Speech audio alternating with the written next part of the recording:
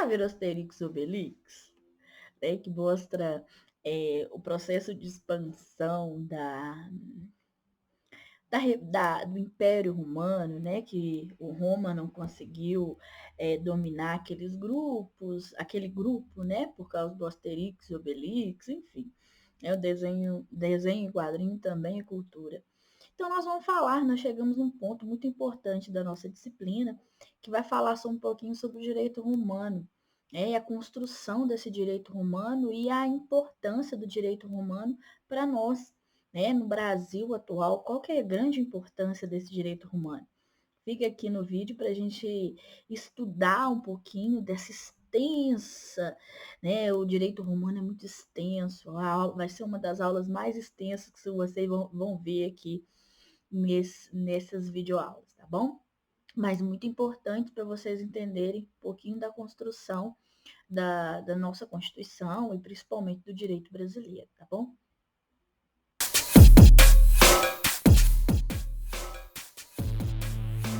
Oi, povo, como é que vocês estão? Estamos aí na reta, oitava semana remota, né? Se formos contar aí todo o processo, dão 8 semanas, mais de um mês e pouquinho, quase 2 meses, né? Do processo. Nós estamos na 7ª semana e vamos para a 8ª, né? Essa é o conteúdo da 8ª semana, que vai tratar sobre direito romano. Nós fizemos uma grande evolução, né? Principalmente na construção do direito, que ele se tornou mais complexo, desde as leis da pré-história, né, onde o homem ele era regido pelos costumes, né, pela, pelo, pelo um direito mais oral, né? Não tinha escrita. Depois, Código de Hammurabi, olho por olho, dente por dente. Depois, Hebreus, Manu, a Grécia. E aí ficamos aí no Código Direito Romano, tá? Que ele é muito importante para a gente entender também sobre o nosso direito, a constituição do nosso direito. Então, povo de Roma, estamos aqui, habemos, ave, os imperadores e principalmente ave direito romano, tá? Então, nós temos aí o direito romano, temos o primeiro início aí, é bem desconhecido e muito mal interpretado. Nós temos a história de Roma ainda cheia de furos, né? Mas nós temos uma grande importância para o mundo atual. O direito romano é o momento onde a fonte do direito vai ser passageiro, e a grande importância vai se residir na transformação e na revolução, né, de todo um pensamento jurídico, que vai também desconstruir com a chegada do cristianismo, que vai se fundar em um elemento da civilização moderna. E uma grande influência, como eu disse para vocês, no Código Civil brasileiro, né? Roma era conhecido como uma das principais civilizações do mundo, chamada grandes conquistas, né? Grandes impérios, o mar é nostrum, o mar é nosso, caput mundo, dominação de todo mundo conhecido na época. Roma era um dos maiores impérios da humanidade, né? Então, é o que a gente tem que entender um pouquinho, que ele se construiu, tem até uma fala, né? Todos os caminhos te levam a Roma. Por quê? Todos os caminhos é porque era um sistema de construção de estradas muito forte. Então, com isso, Roma tinha que ligava até o Império Romano, e muito distante, enfim. Então, eles tinham o controle do mundo, eles construíram aí uma série de dispositivos para ter esse controle, desde o domínio do mar, né, do mar Mediterrâneo, até aí o domínio do mundo mesmo conhecido. Então, foi assim, desde a monarquia, a primeira história do povo romano, vem a realeza ou a monarquia formada pelos reis, passando pela república, coisa pública, até chegar ao império. Então, essa é uma história muito controversa. República primeiro, monarquia e império depois, né? Então, A república era dominada pelo Senado, enquanto o império era dominado pelos imperadores, que eram magistrados que se tornavam, geralmente do serviço militar, que se tornavam grandes imperadores, aí, exemplo, Júlio César, enfim, uma série de imperadores que vão construir a história romana, uma história muito marcada pela política, né, pelas lutas entre Senado e imperadores na fase imperial, e muito rica. Tem uma história da fundação de Roma chamada a lenda de Rômulo e Remo, né, onde Rômulo e Remo eram herdeiros de um trono. O seu avô deixou um trono, mas o seu tio queria matar, que matou o pai de Rômulo e Remo, matou seu avô, enfim, queria tomar o trono de Rômulo e Remo. Então, eles foram retirados, né, da família real, colocados numa cesta para não serem mortos, aí foram achados por uma loba no rio, né? Então a loba decide alimentá-los, decide criá-los, e aí eles crescem, né? Com o passar do tempo, eles crescem, descobrem que eles são herdeiros de um trono. Só que há uma entrevera, uma disputa entre Rômulo e Remo. Rômulo mata Remo e cria a cidade de Roma. Bem, essa é uma história de uma loba que alimentou duas crianças, né? Depois houve a disputa. O fato que o primeiro monarca foi Rômulo, né? Se essa história é real ou não, se é verídica ou não, a gente não sabe, mas é a lenda de fundação do Império Romano. E dentro dessa construção da monarquia, né, da realeza romana, você tinha, aliás, diga-se de passagem, essa Roma era formada pelos etruscos, né, uma grande influência da monarquia romana realmente era a organização dos etruscos. Né? Os etruscos, eles contribuíram muito para a formação da realeza da monarquia romana.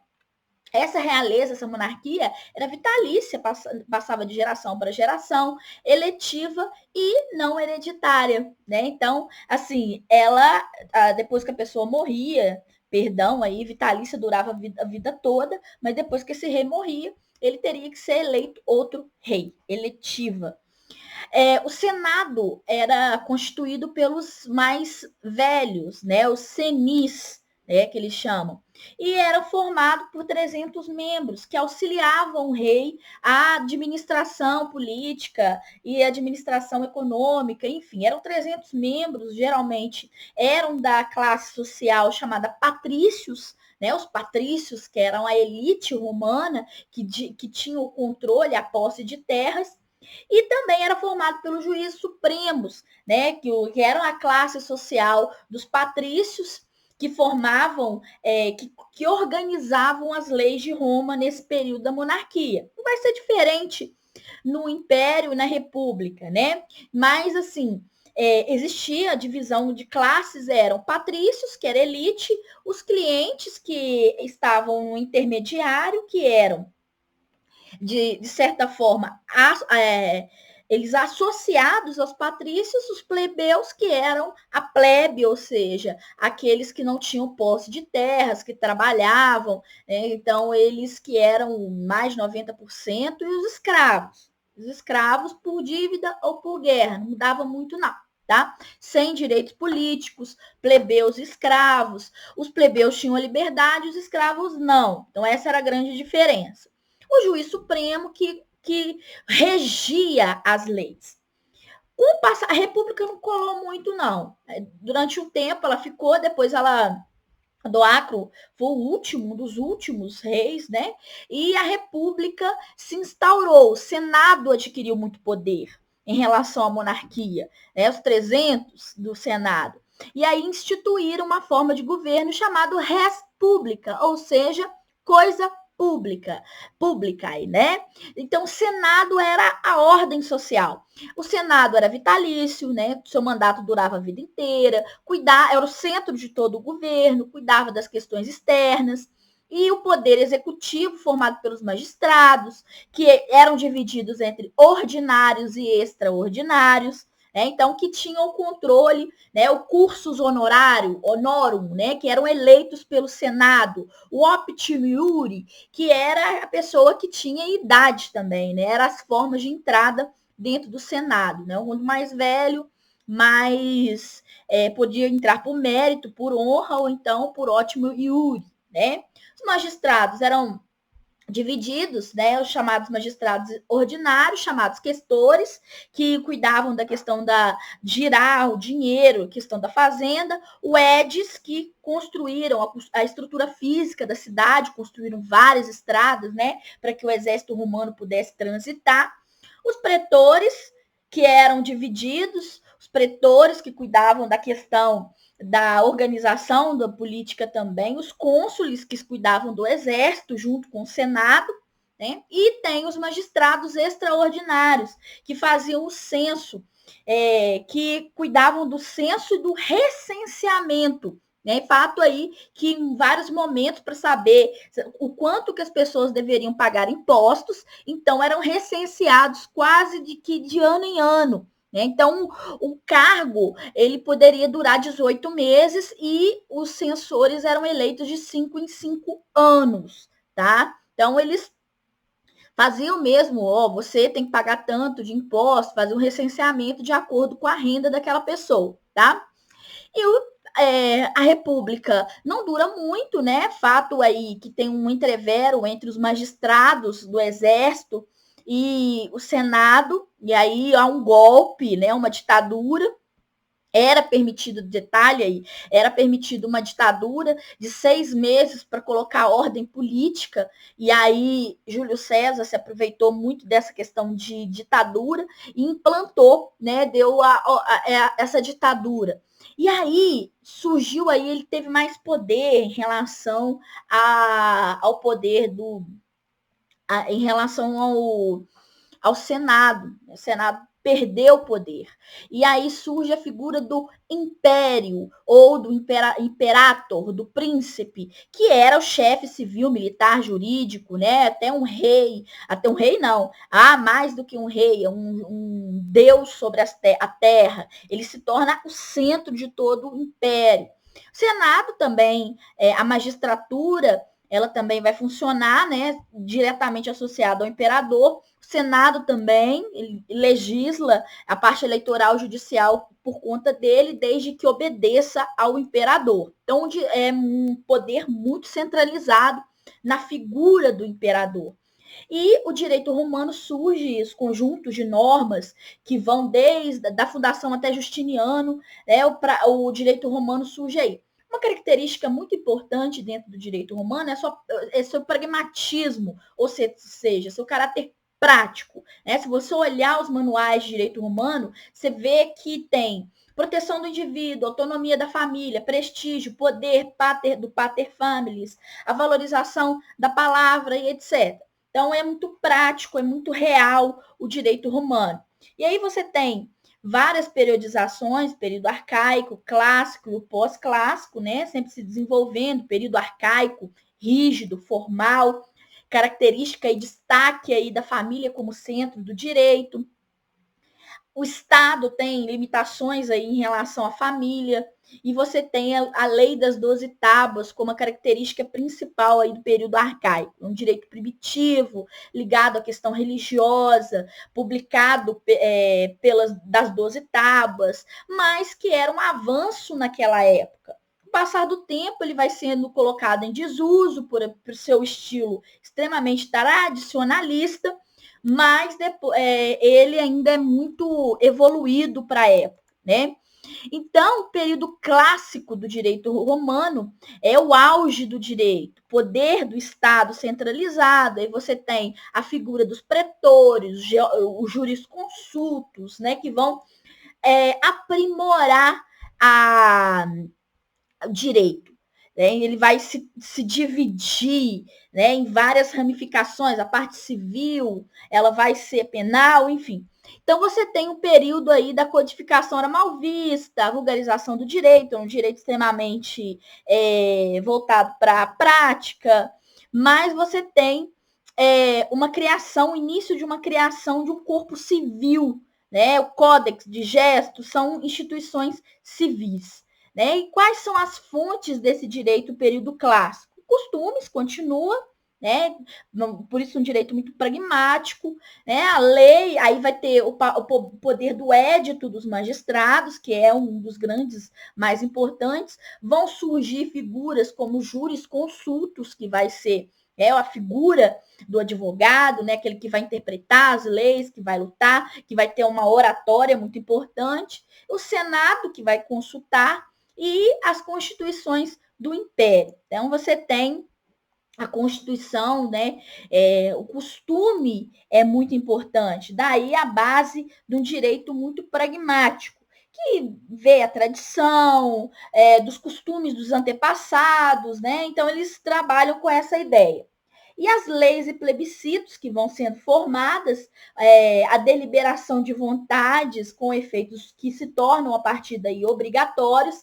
Destaque aí para as leis privadas, para a lex data, que eram medidas tomadas em nome do povo, cara. Então se torna aí a plebe, ela vai se tornando aí também através dos plebiscitos, né? E também da lei da hortência, que vai adquirindo maior voz à plebe. Então, os plebiscitos, que eram os tribunos da plebe, né, que os livros de história falam, que falam sobre o poder que a plebe vai adquirindo ao longo do período romano, né? E antes não tinha tanta importância, mas a partir daí, com a lei de Hortência, com o plebiscito, com a tribuna, eles passam a ter mais influência, né? Então, você tem o Edito dos Magistrados, que é um dos principais, os mais importantes, né?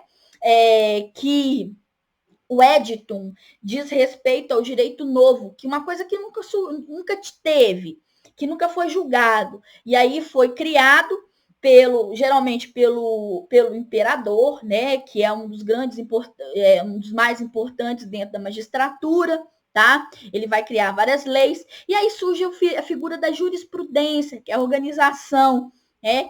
E depois esse direito, essa fonte, esse direito civil, direito privado, vai surgindo também, tá? E a figura dos jurisconsultos, né? Aquele que tem a autoridade, que estuda profundamente, pode ser que antes era um sacerdote e que depois vai se tornando uma atividade consultiva, né? Que vai se tornando aí uma profissão, né? Que vai ter o dom da oratória, que vai ter o dom de conhecimento das leis, né? O Senado, ainda com um órgão consultivo, né? O imperador, ele consulta, ele pode até pedir uma consulta ao Senado, porém a autoridade é dele, nós estamos falando do império, pode o Senado deliberar, mas se o imperador não quiser, ele pode barrar, tá? Principalmente decisões impopulares, aí você destaca o imperador Adriano, né, que no século II ele cria a edicta, né, proclamações de caráter sagrado. O imperador, ele está acima do Senado, ele é um Deus vivo. Então, as leis que vão assim como os pretores assumiam as preturas, né, os imperadores poderiam fazer os éditos, também as mandatas, que eram instruções que eles davam aos seus funcionários subalternos. O imperador podia fazer a decreta, que era a decisão que ele tomava como juiz, e também a rescripta, né, que eram respostas às consultas jurídicas que lhe foram feitas, né, já que ele tinha poder máximo, ele poderia ser consultado através das rescriptas. Então, esse aqui era todo o poder do imperador através do édito, que é o maior, né, que era a proclamação da mandata, da decreta e da rescripta, que é muito importante dentro do direito romano, né? Então, muito complicadinho, né? Muito cheio de pormenores, enfim. A divisão do direito romano tem a sua origem, história e a quem se destina e a sua aplicação. tem uma diferença, né? O ius civile, que é o direito do cidadão romano, exclusivo ao cidadão, e cidadão é uma minoria, tá? E o ius gentil, que era o direito aplicado a todos os homens livres, inclusive os estrangeiros. Então, você tem da cidadania e daquele que era universal, aquele que não tinha cidadania, inclusive os estrangeiros, que eram livres, né? E os civis, que era o direito tradicional, que é muito importante, que era a vinda dos costumes, né? E o direito honorário, né? Que era o direito elaborado e criado, e o extraordinário, que eram de atividades do imperador aí que ele demandava, tá? Então, existia a forma de aplicar as regras, né? Uma de forma absoluta, não depende da vontade, não tem interpretação e os congêneres, né? Que é a regra absoluta, né? Aquele que admitia a vontade de alguns particulares. Vamos analisar o contexto, né? As regras poderiam mudar dependendo do contexto que ele chama de uso dispositivo. Né? Então, a forma de aplicar as leis poderia também ser diferente, né? E os comune, que é regras de modo geral, que tinham, de modo geral, uma série de casos normais, né? O que era comum, e aquilo que era situações específicas, né? Que o singulare, que ele chamava. Então, a capacidade jurídica das pessoas de gozarem as leis, né? Primeiro, o indivíduo, para ele ser sujeito, para ele ser cidadão, havia umas pré-condições para que o homem tivesse capacidade jurídica, né? Por primeiro, livre. Ele tinha que ser livre. Ele tinha que ter cidadania e independente do poder, ninguém deveria dominá-lo, né? Não poderia, tem que ser livre, ninguém podia dominá-lo, ele tem que ser independente do poder de alguém, ele tem que ter cidadania romana, tá? Então, os escravos eram coisas, res, né? Simplesmente res, não tinham a personalidade, eles não tinham cidadania, né? Eles estavam sempre sujeitos ao poder do seu senhor, não tinham direitos, nem privados, nem públicos, eram apenas objetos, e o escravo não poderia contrair matrimônio legítimo, né? E todos os bens por ele adquiridos pertenciam ao seu senhor. Dá uma diferençazinha aqui, que eu gostaria de abrir um parênteses, que é por dívida e por guerra. Aquele por dívida ficaria 3, 4 anos como e não poderia ser tão castigado, né? Pedia-se um pouco de bom senso na hora dos castigos, não poderia ser castigado fisicamente. Tem que levar em consideração que ele é apenas uma pessoa que está um aprendiz. Enquanto por guerra ele era responsável, ele ficava durante a vida inteira como escravo e assim poderia sofrer qualquer coisa, como coisa, né? Poderia sofrer qualquer tipo de penalidade, tá? Então, existiam essas diferenças, tá? Como se tornar escravo em Roma? Primeiro, eu posso nascer escravo. Eu posso ser prisioneiro de guerra, por algumas disposições penais, principalmente se você não pagasse dívidas, né? A lei Licínia, ela determinava isso. Depois ela vai acabar, essa lei vai acabar. Principalmente cidadão que não aceitasse recrutamento, que não fosse ao exército e que se fugisse a obrigação do censo em declarar o que você tinha. Então, você poderia se tornar escravo durante alguns anos. E como deixar de ser escravo? Né? Lembrando aí, existem várias formas, através possibilidade de liberdade, através com a possibilidade, o escravo produzia mais. Então, por exemplo, se ele declarasse que ele iria produzir mais para o Império Romano, ele poderia deixar de ser escravo, tá?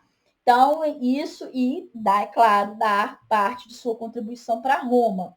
A questão do censo era bem claro, o escravo é uma coisa, né? Então ele deveria estar lá como uma propriedade e o escravo ele poderia falar contra o seu dono, né? Caso fosse pedido. Ele não tinha, se fosse libertado, né? Se ele assinasse um termo, produzisse, enfim, o que acontecia? Primeiro, ele não tinha os mesmos direitos, tá? Que ele está na condição de livre, porém ele não tinha o direito das pessoas que nunca foram escravos. Seus direitos eram limitados, tá? E mesmo assim, ele se encontrava na dependência do seu dono, tá? Então, ele não tinha esse status civil. A cidadania romana é característica, condição imprescindível para a capacidade jurídica, né, do indivíduo. Mas nascer em Roma não era garantia de cidadania, questão de bens, né? Então, ser cidadão é um status, o que a gente chama de status civiatis, né? Somente para cidadãos que viveram, que nasceram em Roma e tinham determinadas renda, né? Então, é uma capacidade jurídica plena. Então essa é a grande questão.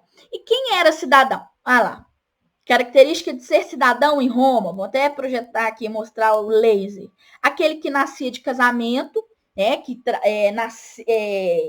que era que fosse o patrício, né, e se casasse com os patrícios.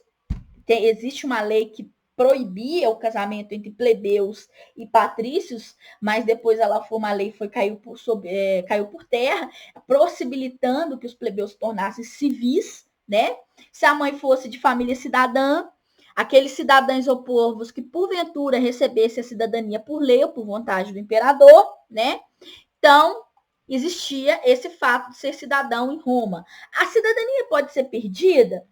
Olha, poderia ser perdida, né? Diminuição ou perda do direito, dependendo, poderia se equiparar à morte. Se você fizer algo que condenasse a sua perda, né? Tinha que ser algo bem, bem, bem ruim, e aí você perderia a sua cidadania.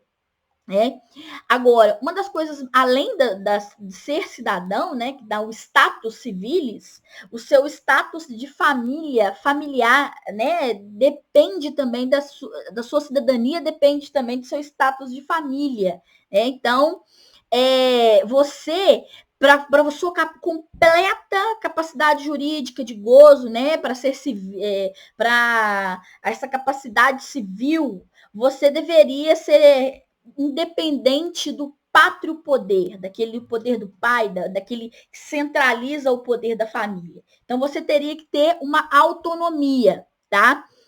E dentro dessa capacidade familiar, existiam as pessoas que tinham, né, plena condição de ser e outros que iam ficar durante a vida inteira sob o domínio do pater familias. No caso aí, nas mulheres, por exemplo. Os homens, eles tinham a possibilidade de se tornar suiures, né, independentes, sem pater familias, sem o pater, né, o poder do pai ali, o pai de família sobre ele. Por exemplo, recém-nascido, como que eu adquiri os suiures, né, a independência total de um pater familias? Por exemplo, se um recém-nascido, se não tivesse ascendente masculino, ele era independente de qualquer pátrio poder, ele se tornava independente do seu nascimento. Né? Agora, aqueles que não eram mulheres, por exemplo, anciãos, por exemplo, eles eram alien iuris, ou seja, sempre sujeito ao pater familias, né? Deveriam ser, eles deveriam obediência à questão do pater familias, né? Agora, se eu sou alien, né, alien iuris, ou seja, eu tenho a dependência do pater familias. Mas o que eu tenho de direitos? No que diz respeito a direitos públicos. Eu posso votar e ser votado para a magistratura. Eu poderia participar do exército, né? Eu tinha capacidade plena aos direitos privados, né? Eu podia casar, mas com o consentimento agora que vem as limitações. Sempre o consentimento do pater familias, ele que traça todo o meu destino. E tudo que eu adquiria na parte patrimonial, de patrimônio, eu deveria fazer para o pater familias, né? Então, eu não tenho essa liberdade aí. Mas, então, eu posso sair dessa condição, né, de alien iuris? Eu posso perder essa condição? Pode. Desde que o seu pater familias, ele direto, perdesse seu ascendente masculino por morte, ou que esse mesmo pater familias fosse emancipasse, tá? Enfim, então você tem aí a perda, você pode também perder a sua capacidade jurídica, né? Eu posso ter a minha perda total de cidadania, eu posso, por diversas formas, né? E eu também posso adquirir a minha autonomia, dependendo aí da morte do pater familias. E a mulher? E a mulher, será que com o pater familias, a morte, ela vai se tornar uma pessoa com capacidade jurídica de gozo dos seus direitos? Não, né? Não tinha plena, nunca vai ter, não tem direitos públicos, políticos, sofriam todo tipo de restrição, era a parte não pública, né? A parte viviam em suas casas, não tinha direito ao pátrio poder, nem tutela de nada, tá? Nem testemunha de alguma coisa eles poderiam ser. Elas poderiam ser, nós, no caso, mulheres. Então, mesmo se o pater familias morresse, né, que é o centro da família, não. Passaria a outra, o seu irmão, e depois ao seu marido, né? Então, isso é o papel da mulher, tá? Então, como você tem a restrição, né, da capacidade, quais são as principais causas da restrição da capacidade jurídica? Penalidades impostas por atos ilícitos que você faz, ou então por questões religiosas, né? Na questão do campo matrimonial, enfim, hereditariedade e etc. Tá?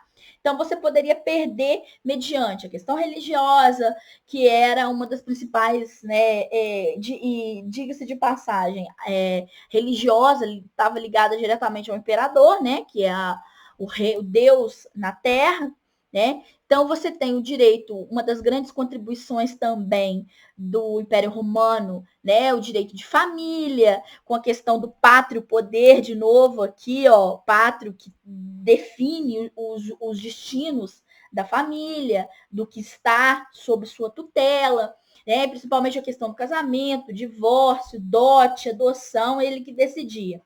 O poder do do pater familias, né? É o chamado pátria potestas, né? E ele poderia ser extinto, esse poder, né? Se o pater familias morresse, perdesse a cidadania, desse a emancipação para alguém, ou então o casamento da filha, aí essa filha seria domínio de outro, né, do seu marido, no caso. Então, ela perderia esse pátrio poder, ele perderia. Né? O casamento, ele está fortemente ligado à questão jurídica, né? Eles têm dentro das constituições romanas, né? Que define o casamento, né? Que está impedido. As pessoas loucas não podem, né? Apesar de eu achar que as pessoas loucas é que se casam. Consanguinidade, se você tiver o mesmo sangue, né? Isso era muito comum acontecer com os reis, né? Depois, na Idade Média, né? Eles casavam com os mesmos para perpetuar o sangue, para coroa, para nobreza ficar entre a família. Mas em Roma não era permitido essa consanguinidade. Se vocês fossem adotados uma família, né, não era permitido a pessoa que era adotada se casar com pessoas que eram seus parentes, por questão de diferença social, patrícios, plebeus, eu já falei isso. Os soldados em campanha estavam proibidos de se casarem, tutor e pupila não poderiam casar, né? O tutor é aquele que guiava, que dava orientações, pupila é aquela que seguia as orientações de seu tutor, né? E pelo fato de você ser casado, você não pode se casar novamente, né? O casamento, dentro dos códigos romanos, né, ele não era indissolúvel, poderia separar, né, o divórcio poderia acontecer, mas pela vontade do marido e dentro do chamado tribunal familiar, que acabava com os casamentos, tá? Dote é o chamado dotis dictio, né, que era feito, entregue pela família da menina, né, da mulher, era uma promessa de entrega à outra família, e a adoção também era aceita pela sociedade romana, tá? Então, a tutela, como eu falei da tutoria, do tutor, né? Era por idade, sexo, né?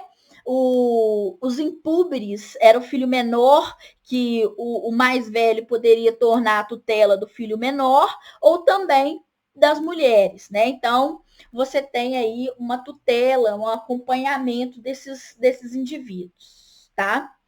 Então, e a punição? A punição existia sem regras ou limites por livre vontade do ofendido, não distinguia o castigo de pena, indenização, ressarcimento, reparação, tá? O crime só atinge aquele que comete.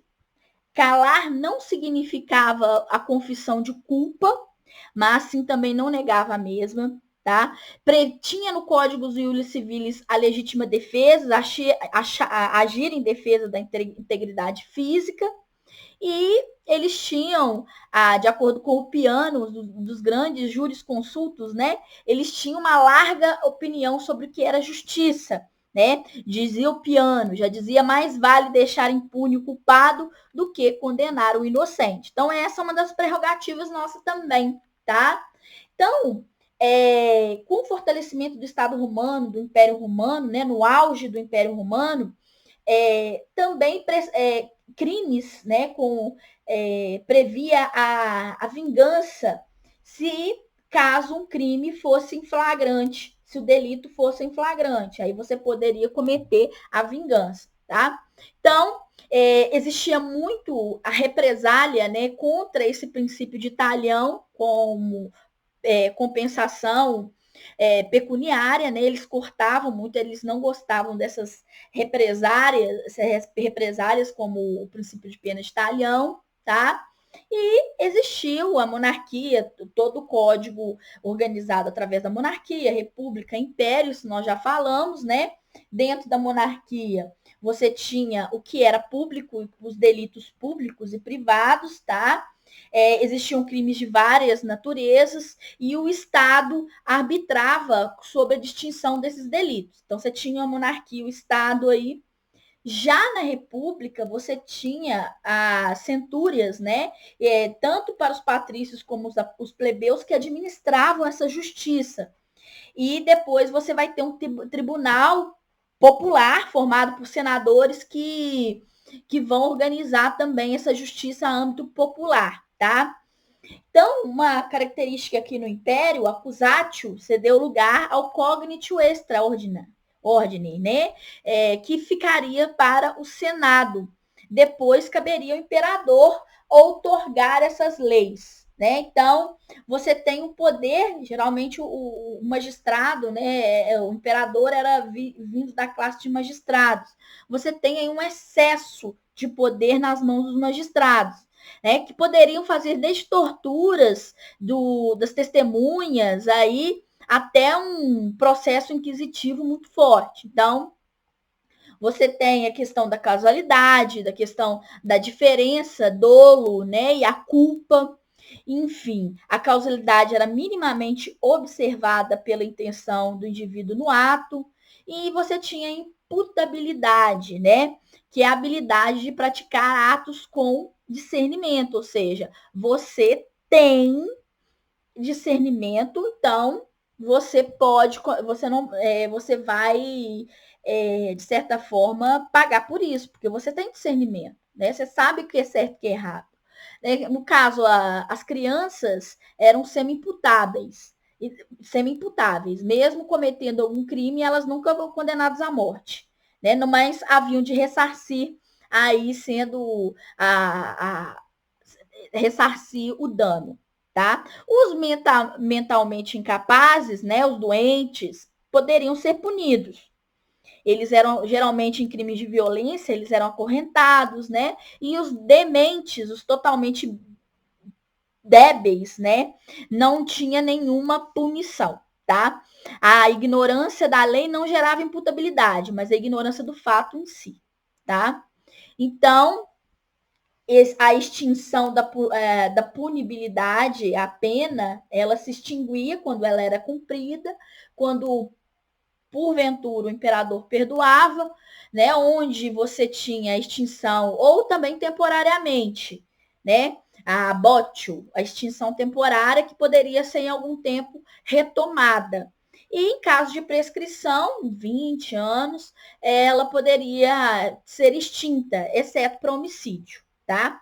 Por morte do indivíduo que cometeu o delito, também poderia ser extinta. E existia também a codelinquência, que é a colaboração de outros no cometimento do crime. Essa pena era equivalente ao autor do delito, tá? Então, as penas para crimes cometidos antes da criação da lei, existia a retroatividade na lei penal, então poderia ser, sim, tá? Mas existiam algumas distinções. Por exemplo, traição, homicídio, incêndio, furto, roubo, dano, injúria, dolo, né, coação e, enfim, esses são alguns delitos que eram cometidos aí dentro do direito romano, que aí ele vai sendo aperfeiçoado, ok? Então, isso é muito importante, como você vê como que o direito romano se torna muito específico, né? Mas um direito muito voltado ao prático, ao pragmático, né? Através aí, o grande destaque aí para o patriarca, o pater familias, né? É muito prático, jovens, eles poderiam ter acesso a essas consultas, em explicações. No século I a.C., o ensino do direito começa a ser criado, a figura do jurisconsulto, né, que vai estudar, fazer o estudo do direito, vai ganhar grande importância na sociedade, no Estado. A oratória se torna uma arte para esses jurisconsultos, sempre admirada, né, e vão com o advento do Império, a advocacia, né, fruto dos jurisconsultos, ela passa a ser considerada também uma profissão. Então, é isso. Olha, o início da construção dos jurisconsultos, da advocacia, né, da divisão de direito privado, direito civil, né, o que é ser cidadão, né, a divisão entre quem tem direito à cidadania, quem tem direito ao gozo total do direito, das leis, enfim. E mais, porém, todavia, contudo, ainda nós temos a questão da escravidão, né, que não dá cidadania, reza uma coisa, e também na questão da mulher, que ainda não foi resolvido. Né, continua essa questão de não ter cidadania, não ter participação, e vai ficar durante vários séculos sobre isso, tá? Que depois nós vamos ver só isso no período contemporâneo, tá bom? Então é isso. Espero que vocês voltem, né? Eu acho que esse vídeo vocês têm que voltar cada vez mais, mais e mais, vendo a especificidade do direito romano. E espero que tenha sanado algumas dúvidas, mas é que contribuiu muito para o pensamento do direito brasileiro, né? Apesar de ser momentos diferentes, vidas diferentes, mas ele contribuiu muito. Bom, então um grande abraço aí e até a próxima vídeo.